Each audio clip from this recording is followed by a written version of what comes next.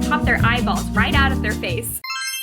So I'm going to be continuing and finishing some book series in this vlog, but before I actually start, we need to update my whole spreadsheet where I'm actually tracking the series that I'm in the middle of. I have some updates, things that I've read, new series that I've started that I need to add to the list. If you've watched my previous vlogs and videos where I talk about series I'm in the middle of, you would have seen this tracker before. If this is your first time ever seeing it, the series that are in this light green color mean that I only have one book left in the series to complete. So as you can see, I have a lot that I'm very close to finishing. This teal color means that I am completely caught up with everything that is currently published. And then purple means that I have fully completed it. So as you can see, there's only one that I have fully completed. I do have series that I'm caught up in marked as completed just for the sake of this number up here being higher, because technically it is completed, just in everything that's currently been published. And for like things like the Alex Stern series by Leigh Bardugo, which who knows when the next book is gonna come out, I wanted to have that for my own sanity. Okay, so I need to update some things. Thursday Murder Club, I read the second book. I think that might be it. Uh-oh, I think that's it. For some reason I thought I had more updates. Nope, that's it. Okay, now we need to add books. We need to add the Vera Wong series. The series has 2 books and I've read the first one, so I'm gonna mark that as in progress. I also need to add A Study in Drowning, which has 2 books. I've read the first one, but that one is a finished series. I can actually put a whole series I completed, Air Awakens by Elise Kova. This has 5 books and I read all of them. Every single one. So I can actually mark this as completed. You know, technically I did not need to add this. As you can see, my percentage went up, so it needed to be there. So as you can see up here, I have 35 series that I am reading. 4 of them are ones that I have finished or caught up in, which is 11%. Much better than the 3% I was at the last time we looked at this tracker. Now we're gonna go into what I'm actually reading. I wanna start this video with actually completing something. So I'm gonna pick a series in the green. I can do The First Sister, Silver Under Nightfall, The Salacious Players Club, Emily Wilde, Ruinous Love, Priest, Ravenswood, Part of Your World, and Indian Lake. I think out of all of those, the one that's speaking to me the most is Ruinous Love by Bryn Weaver. Scythe and Sparrow. This is the 3rd book in the Ruinous Love trilogy. These are romance books all following serial killers, but they're very fun. I loved the first 2 books, and I feel like I am definitely in the mood for a very fun, spicy, silly romance book. And this one's actually following characters that I've been very intrigued about. We've kind of seen them throughout the first 2 books, so there's been like a big build up to their actual romance. I'm 60 pages into Scythe and Sparrow, and I was a little confused when I started this because the first couple chapters are the 2 main characters meeting each other for the first time, but in the first 2 books, Butcher and Blackbird and Leather and Lark, I can't remember which one it is, I think both, they already know each other. Like, they had met each other prior to the series starting, if my memory is correct. So I was very confused. Basically, the book starts off with the main character. She's in the circus. She rides those motorcycles like inside the cages, and she also likes to deliver punishments to men who abuse their wives and girlfriends and children. She tracks down this man who's been abusing his wife, goes to his house, attacks him, but he fights back. He fights back and ends up breaking her leg. So she ends up finding this like doctor's office, who is Dr. Kane. She breaks into his practice and he ends up finding her there and like calling an ambulance for her. When I first started, I was like, oh, she's going to him like because they already know each other and he's gonna take care of her. But they don't know each other. So I was like, what's going on? What I think is happening is that this is taking place alongside the first 2 books. So we're like going back in time and we're seeing how they met. And I'm going to assume, hopefully, that we're going to actually see like the moments that we saw of them in books 1 and 2. I'm hoping we actually get those scenes from their perspective, like they're actually going to show up in the timeline of this book. I'm also remembering that Leather and Lark ended on a huge cliffhanger when it comes to Rose, the main character. So now I'm stressed because now I remember what happened to her, which I had completely forgotten. And I know that that's gonna be coming, but like, how are we getting there? I don't know, I kind of really like this. I like this idea that we've already kind of seen what's probably gonna be some pivotal moments over the timeline of their relationship, but we saw them from the point of view of other characters who were the main characters of their books. So they were always kind of just like in the background. So I think it's fun that we're now actually going to be getting like their full story as opposed to just picking up where we last saw them. I'm getting the vibes that because he's a doctor and she's injured, this book is gonna have a lot of caretaking, which I love, love, love, love. I do remember from Butcher and Blackbird, there's a period of time where she is living with him, I think because he's taking care of her. So I'm excited to see that. I don't know, I'm really enjoying this. There's just something about Brynne Weaver's writing that is so fun and just like immediately sucks you in. Like I just immediately get into the book. It only takes her one sentence to get me sucked in. The very first line of this book is, if you hit someone in the back of the head hard enough, you can pop their eyeballs right out of their face. Like, good to know, good to know. I finished Scythe and Sparrow. Unfortunately, maybe you can tell by my facial expression, I did not love it. This, for me, was a very big letdown, a very big disappointment. I really loved the first two books, and this just didn't quite meet that for me. Oh, doing a big stretch? I'll start with the positives, the things that I enjoyed. I loved the characters. I loved Rose, I loved Fionn. Out of the three books, I always really, really love the main characters. I also loved the setup for this book. It had a lot of potential because I love caretaking, and the caretaking scenes that were here were great. Honestly, I think this book had all of the pieces to be something that I really loved, and it just failed in execution. I thought Rose was so fun as a main character. I think out of the two, Fionn was my favorite. I loved him from the previous two books, so I was always very excited to read about him, and it did not disappoint. I loved the fact that he was part of this little crochet club with all of these like grandmas, and he would just go and crochet little doilies. That was just so fun and cute. And Rose, I thought it was so funny how she has a broken leg, she's wearing a boot, she's on crutches, and she did not let that stop her from continuing to murder people. She was like, I'm gonna hobble on my crutches to go kill people. And as someone who also could not walk for months and had to wear a boot and use crutches, I find that so hilarious because I know how hard that would be. Situations that she was getting herself into whilst having a boot and crutches, comedy. Pure comedy. Now, for the things that I did not like, I would think my main critique is that the plot was very boring. It, to me, lost all of the wackiness and craziness and campy, over-the-top energy that the first two books had. Where was that? Because it wasn't in here. It was not in here. The plot was so boring. There was so many pages of them doing nothing in between scenes where anything would happen. I think I realized the biggest downfall of this book was the timeline. So like I said in the beginning, this book is taking place within the existing timeline of the first two books. And I think in theory, that could be really cool. I've read other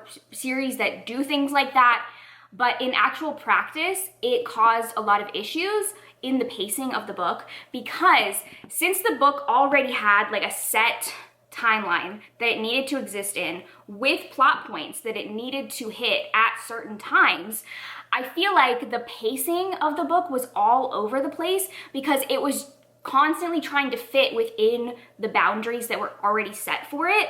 And because of that, like I said, there were so many instances where I felt like a long stretch of time where nothing happened. And then all of a sudden it'd be like, oh, 3 weeks later, we're doing this thing. A year later, so many time jumps happened in order to fit into scenes from the first two books. I feel like that constraint didn't allow this story to unfold in a natural way, when instead it was just constantly trying to hit these pre-existing scenes that we've already seen before. And so to me, that just made it so boring because the pacing was really bad. There were so many lulls in the plot.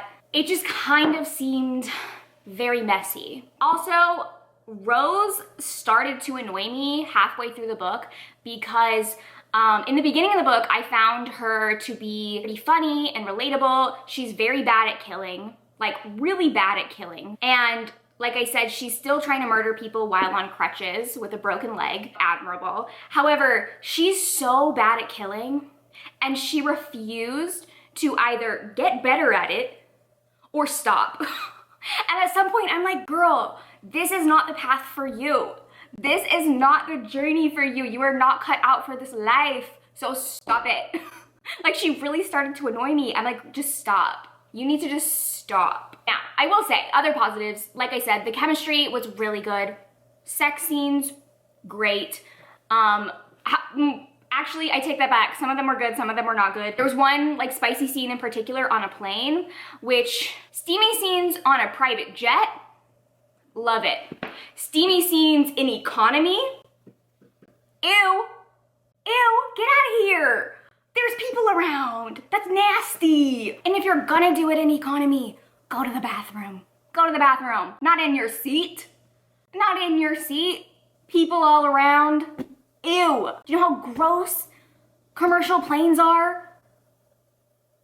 Ew. There was one scene though where her cast was like really itching, and so to help her, he was like blowing into it. And I don't know, I've never read a real sexy cast blowing scene before, but there's a first for everything. So yeah, this was a very big letdown for me. It was my least favorite of the 3 books. I think they progressively get worse. My favorite is the first one. The second one I enjoyed, and this one I did not care for. I think I'm gonna be giving this 2.5 stars. So it is a bummer that this is how we're ending this series, but you know, I am very excited for her newest book that recently came out, Tourist Season. Honestly, I think I'm just excited to read something from her that's not in this exact trilogy. I know it's still connected. I think it's somehow connected to the first book, but I think that this series kind of suffered from the virality of the first book and constantly trying to recreate what the first book did. So I'm just excited for something new and fresh from her. And yeah, I'm just pretty disappointed in this one. The next sequel that I'm going to start is Vera Wong's Guide to Snooping on a Dead Man. This is the sequel to Vera Wong's Unsolicited Advice for Murderers, which I read very recently and loved, gave it 5 stars.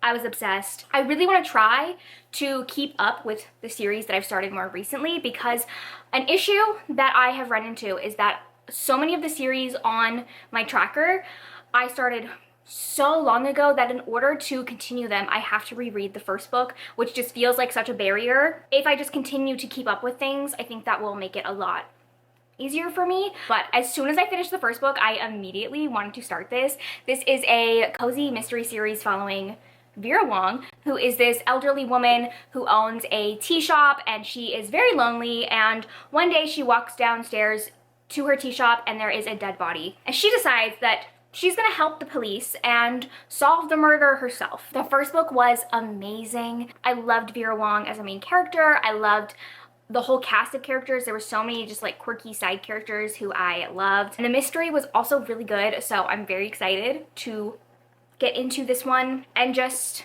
see more of the crazy shenanigans that Vera Wong gets herself into. I finished Vera Wong's Guide to Snooping on a Dead Man. I loved this. It was just as fun as the first book. I will say though, this one is slightly less cozy than the first book. It's dealing with much more intense themes around immigration and human trafficking. I was a little taken aback by that at first, because the first book is just like pure cozy, even though there's like murder going on. It was nothing super intense, but this one, there were some like really intense, darker moments to it, but I do think it kind of just made the story that much deeper. It still had its typical coziness, whimsy, quirkiness. I just continue to love Vera Wong as a character so much. She's just so fun. I think this would make the best TV show or miniseries. Like, I just think it would be so good. It would definitely have kind of like Only Murders in the Building vibes, which I actually have been binging Only Murders in the Building. I was a couple seasons behind, and this kind of put me in that mood. They have a lot of similarities where, like, in Only Murders in the Building, you have these two old guys and Selena Gomez investigating murders and very much doing illegal things that they should not be doing. The cops are always like, stop. And they're like, respectfully, no. And that is very much Vera Wong. So I feel like a TV show version of this would be very similar to that. But then I also think it has a little bit of that like Gilmore Girls Stars Hollow vibe. So like if you combine Gilmore Girls and Only Murders in the Building, you get Vera Wong. This book made me tear up a little bit. The whole series, I think, has very strong themes of found families, lonely people, people who have been sort of like on their own for a long time, coming together, finding comfort in each other. I'm so excited for the next book based on how this one ended. There's like a certain direction that it's going in, and I love that. I just think my favorite thing about Vera Wong is that she is creating these found families where she finds these people who are struggling in life, very lonely, and she gathers them together, takes care of them, sort of is like playing matchmaker between them, whilst also accusing them of murder. She's always like, ugh, you know, it sucks that I like Mark so much. Mark is so nice, but he might be a murderer. That's real unfortunate. I might have to get him locked up for a long time, but let me make him some soup dumplings. I think I'm gonna be giving this one 4.5 stars. Really, there was nothing wrong with it. I think, here's my recommendation. I think it is not the best idea to read these books so close together. It was not that long ago that I read the first book. And I say that because they're very similar in the beats of the story. They follow the exact same formula, which is fine. Like for a cozy mystery series, that's kind of what you want. Like they're gonna be formulaic. And this definitely followed the same formula of the first book to a T, just with a different mystery and different characters. So I think if I had spaced it out more, like if I had read Vera Wong a year ago and then I was just now picking this up, it'd probably be 5 stars. But because the first one is so fresh in my memory, there were times when I was like comparing it too heavily to the first one, which I gave 5 stars. So for now, it is 4.5, but I am just loving this series. I want a million more books. I have started my next sequel, and that is A Drop of Corruption by Robert Jackson Bennett. This is the sequel to The Tainted Cup, which I read at the very, very beginning of the year, and I loved it. So I've been very excited for the second book. This is basically a fantasy series that is also a murder mystery that feels very much in the style of Sherlock Holmes. You're following Din and Anna. Anna is very, very gifted. Her senses are incredibly heightened, so she notices so much more than the average person, and her senses are heightened so much that when she goes out into the world, she has to wear a blindfold because visually it's just like way too overstimulating. Her assistant is Din. He basically is like kind of an officer in the military, but he is working with her, and he's the one that actually like goes out into the field because she's very limited in how often she can spend outside communicating with the general public, which I relate.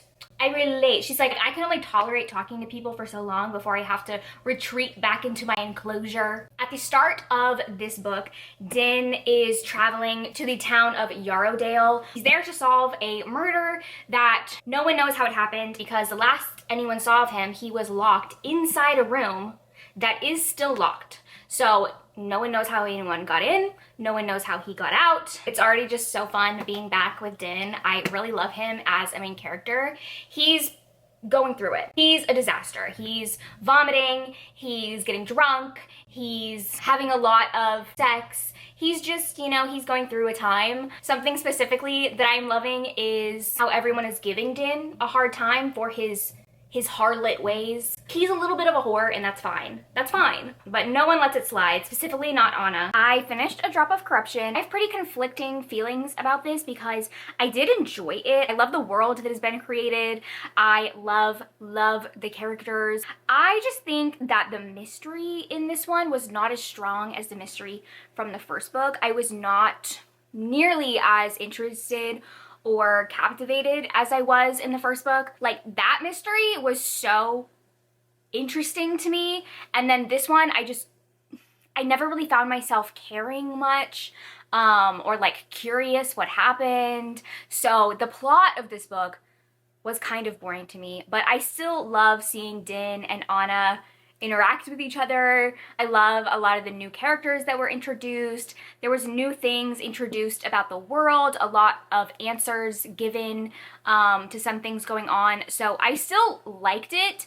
I just think I did not enjoy it as much as the first book. And I think any mystery book I read, whether it is a cozy mystery, a historical mystery, a fantasy mystery, like whatever it is, if the actual mystery is not like gripping me, I have a hard time with the book, even if I love everything else within it. I'm kind of on the fence with what I want to rate this. I don't know. 3.5 stars feels too low, but 4 feels a little too high. So I'm thinking maybe 3.75. That also feels low though. It's 3.75. I'm gonna round it up to 4. That's my final decision. Thief of Night by Holly Black just came out. I actually decided to reread Book of Night. So I did that last night and I just finished it this morning. And I actually think I liked it better the second time. I really liked it the first time, which I know is an unpopular opinion, but I think the second time, like knowing where the story was going, made it better on a reread, because I do think that the first half of the book is kind of slow. It does feel like a lot of buildup for what happens in the second half. So I think knowing where it's going helped me enjoy the first half. Basically, it is an urban fantasy, so it takes place in real world. You're following a character named Charlie, who is an ex-thief, ex-con woman. She's trying to reform herself, but she just cannot stay out of trouble. Trouble attracts her. She's always getting herself caught up in bad situations. The magic system in this world is based around shadows. So there's all these different things that you can make your shadows do. And there's one thing in particular that is very rare, and that is making a shadow into a real person. And there's this book that is supposed to tell you how to do it. And Charlie gets a job to track down this book. That's basically the plot of the first book, but it ended on a huge cliffhanger. So I'm actually headed to the library right now to get the second book. We have Thief of Night secured. I'm so excited. I definitely think rereading the first book was the right move. It's honestly not a very long book. Something I forgot to say, one of the reasons why I do really like Book of Night is I love Charlie as a main character, which might be controversial. I think she's a very flawed character.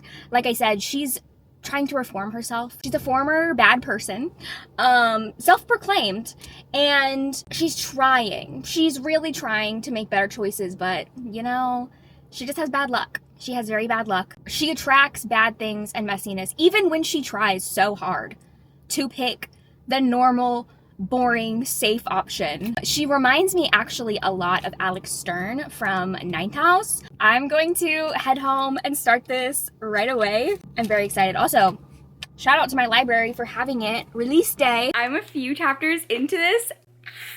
Oh my god. This is already a million times better than the first book. I am just gonna go ahead, give you guys a warning. There will be spoilers preceding this. There is no way to talk about this book without spoiling the first book, because the entire plot of this book hinges around like the plot twist very ending of the first book. Just forewarning you now, there will be spoilers. So if you do not want to be spoiled, you can skip to this timestamp and I will give you like my final non-spoilery rating. But oh my god, okay. In case anyone has forgotten, the way that book 1 ended, Charlie had a boyfriend who she thought she was dating this boring, safe, very good man named Vince. But it turns out that Vince was actually the shadow of this very wealthy guy who was murdered by his grandfather. Before he died, the guy, Remy, put his whole life form into his shadow, so he brought his shadow to life, which is like the magic that everyone was kind of searching for in book 1. So Vince is actually Red, a shadow who has been fully brought to life, who's been murdering people. So Charlie's like, fuck. I thought I was doing the good thing, settling down with this boring blonde man, and he turns out to be a murderous shadow. See when I told you guys she literally cannot stay away from danger? So at the very end of the first book, she gets bound to Red, and she's now in control of him, and he is tethered to her. But in doing that, he lost all of his memories of her. So he does not remember that he loves her. He does not remember their entire relationship, but they are bound together. So, oh my God, the angst of this book is killing me because she's in love with him. And she did this to protect him, but he doesn't remember, and he's so suspicious of her. He's like, I don't understand why she did this. Can't comprehend. So the whole time he's like so suspicious of her and keeping his eye on her. He's like, it's only a matter of time before she's going to use her control over me to do bad things, to do things that I don't want to do. He's not trusting her, but he's also like, she's real pretty. This girl, she's kind of really beautiful. Oh my God, another aspect that I'm obsessed with is that in order for Charlie to keep her tether strong with Red, she has to feed him her blood. So yeah, he's really having this like tug of war within himself because he really does not want to trust Charlie. He does not believe that someone could be in control of him and not use that control against him. But he also has this deeper feeling towards her that he doesn't understand, where he is protective of her. So there's a scene where somebody tries to kill her and he goes, if you touch her, I'll kill you. I'm just obsessed. I'm obsessed with it so far. I honestly feel like because book one was so poorly received and got so much criticism, even though I don't necessarily agree with the criticism or think that it was super warranted, I think that she really looked at the criticism and just made this book so good. So far, it is like perfectly paced. The characters feel so much more fleshed out. The world feels more fleshed out. Like, it all just seems better. And I'm loving it. I'm really loving it. Like, the feeling that I have right now, I never got during book one. Even though I enjoyed it, I was never, like, super excited, you know? It's so good. It's so good.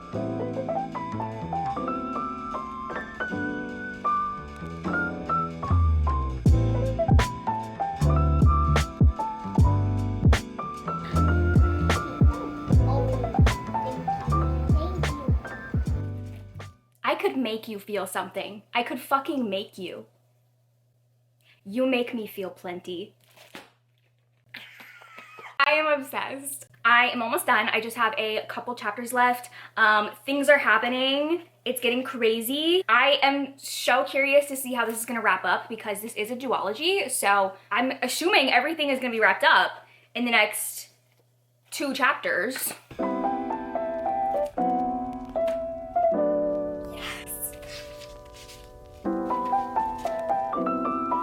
Oh my God, I finished. This was so good. It wrapped up perfectly. Just love Charlie and Vince. Their chemistry is so good. It is so good. And this book was like peak chemistry, peak angst and yearning, wanting someone but hating that you want them. Oh, I loved it. I love Charlie as a main character. She's very flawed. She always does the wrong thing. Crooked from the day she was born. I love her. I love her so much. It was very fun. Oh my God, I need Holly Black to write more adult books.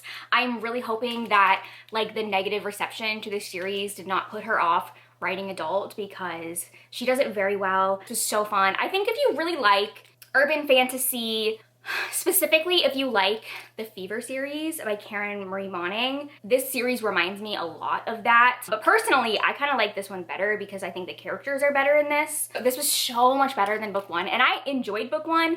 This was just such an improvement. I do think I'm going to be giving it 4.5 stars. It's not quite a 5-star. Maybe once I sit with it for a little bit, I will bump it up to 5 stars, but for right now, I'm feeling 4.5. I'm kind of sad that it's only 2 books. I do think that originally when she published Book a Night, it was planned to be a longer series, but obviously because it didn't do well, We only got one more book, but I did like how everything wrapped up. I just would have wanted more. Ugh.